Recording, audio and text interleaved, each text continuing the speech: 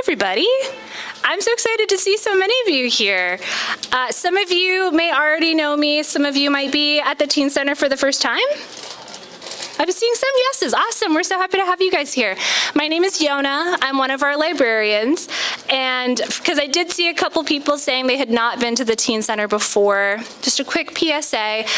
The Teen Center is the only space of the entire free library system that is just for folks ages 12 to 18.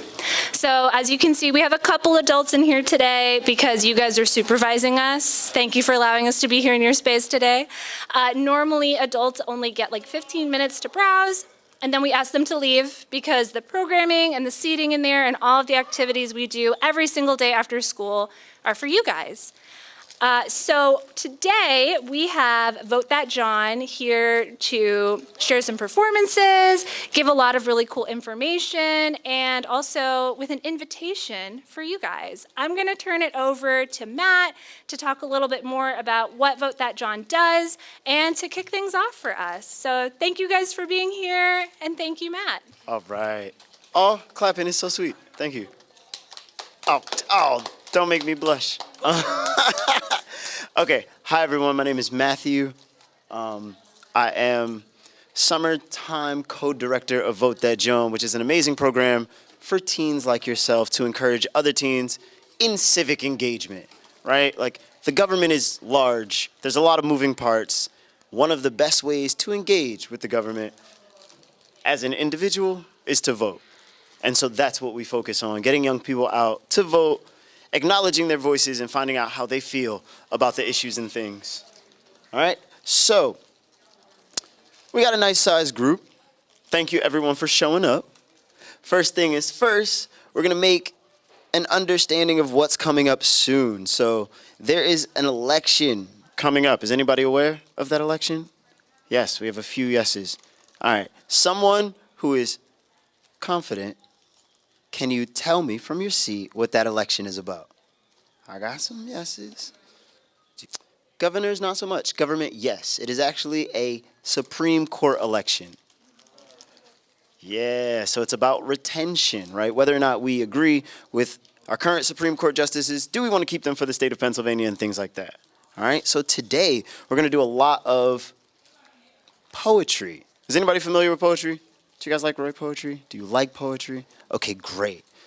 I love to hear that. I've been a poet for a very long time. So I'm going to tell you a little bit about an election that happened in 2024. Democrat James Malone defeats Republican Josh Parsons by just 482 votes. It was considered a major upset in the district that voted for Donald Trump in 2024. So in 2024, our current president was elected. In 2025, there was a major move in March for the state Senate here in Pennsylvania. All right, for context, there's about 12,000 18-year-olds in Philadelphia, traditional and charter public schools. You add in another independent school, college, JV detention centers, people who aren't in school. You could imagine how many youth there are in that vote. So if there's 12,000 18-year-olds, and the vote was won by 482 individuals, how important do you think your vote is? Right? It changes the narrative. A lot of times we hear, our vote isn't that important, it doesn't matter, it's just an election. And the reality is, 482 votes can make a major change in a state like Pennsylvania, which is often considered a swing state. All right, so that's how important your vote is. As a youth, your vote is probably a little bit more important than you think, because you're the future, right? I'm a little young too. I don't want to be old. Don't think I'm too old. I was a teen once. All right? So, really important, if you want to connect with Vote That Jawn, that's our hashtag. So if you're thinking about voting and you're inspired today to write poetry on your own, to do a cool video, or maybe just you want to check out the things that we do, I know y'all got social media. You can hashtag Vote That Jawn on social media sites and find us, all right? We're here for you. We want your voice to be the voice of the future. And so now I want to introduce an amazing person, just in case you want to register to vote. Is anybody 18? No? Okay, all right. Well, Rashawn's 18, great. Who's 17? All right, who's going to be 17 soon? Oh, wow. See. Y'all not like me. When I was your age, I was claiming 17 when I was 15 because I thought I was cool. Now that I'm older than that, I want to go back. All right? So, if you are 17, there's this amazing opportunity to work at the polls. Now, I don't know how you feel about working, but I did polling once. It was awesome. You get paid to sit down and encourage people to use that civic engagement to make a difference. And you get paid. Did I mention you get paid? Okay, just want to make sure. That's my favorite part. And then, of course, that's me, Matthew Palmer. If you're interested, hi. And then this is the person I want to introduce. So our youth poet laureate of the state of Pennsylvania, Mr. Rashawn Dorsey. All right, so I'm gonna give you a little quick. Yeah, you can walk up slowly, Rashawn. I'm gonna give you a quick bio. And so Rashawn Dorsey is a senior at Academy of Palumbo High School. He is a two-time slam poetry champion of Philly Slam League, hosted and performed numerous events, including City Hall, Alpha Phi Alpha Voters Registration Drive, and the Mental Health Fair Fest.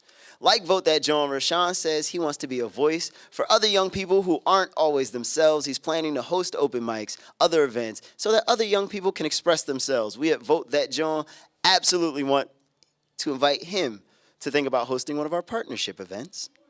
Vote That Jawn Spring 2026. I want to tell you guys first.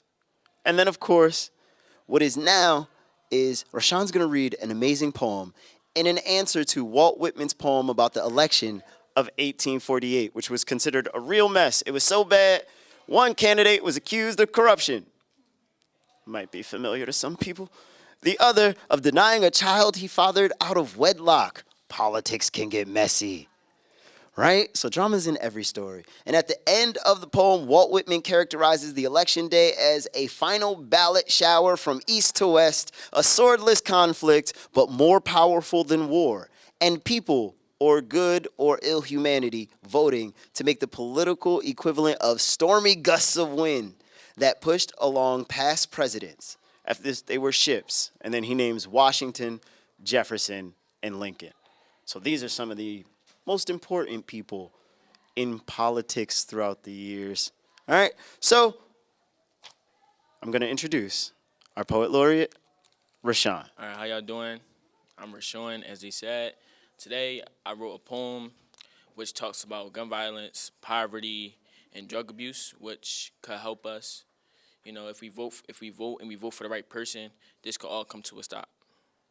So yeah, without further ado.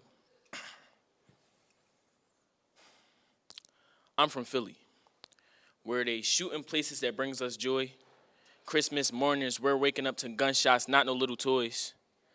Mommy, I can't believe it. It's 4th of July already? Don't worry, baby. Just hold your little sister nice and steady.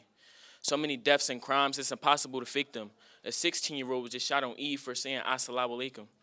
He put out the 9 before even thinking of walaikum salam. It becomes cool and natural if that's what you see all the time. Little Tyrone brags he caught his first body at 12. Coming in from school to a rundown home, living through poverty. Moving on to the corner with some green in his pocket that's too foul of a smell to be broccoli. Serving to every fiend trying to make a living. His dad is nowhere in sight. Mommy said he went to go get milk last Thanksgiving. Mommy sobers up and realizes her son is not around.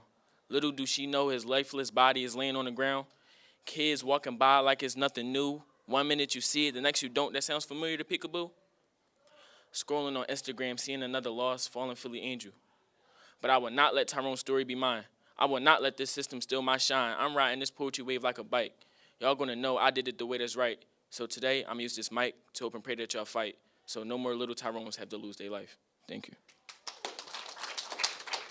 First question, what inspires you to write poetry? What inspired me to write poetry is, just like y'all just did, it make me feel special, when y'all clap for me, especially because poetry is my craft, and I spend a lot of time on it, and I spend a lot of effort on it, and I take it serious. So when I perform one of my pieces and I get, feedback like that, like y'all like it, it makes me feel special.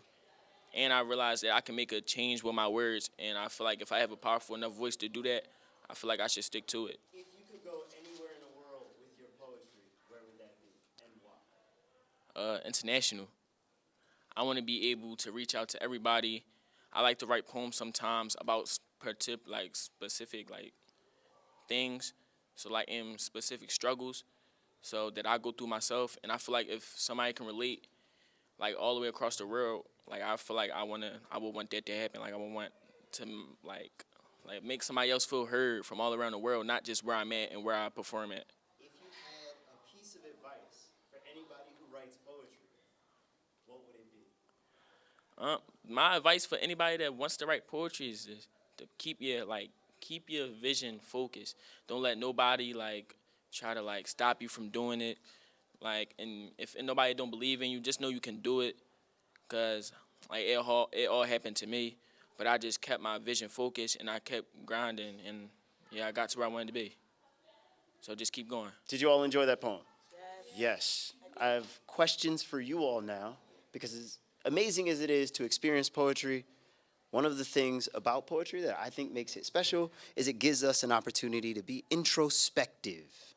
We know what that word means, introspective.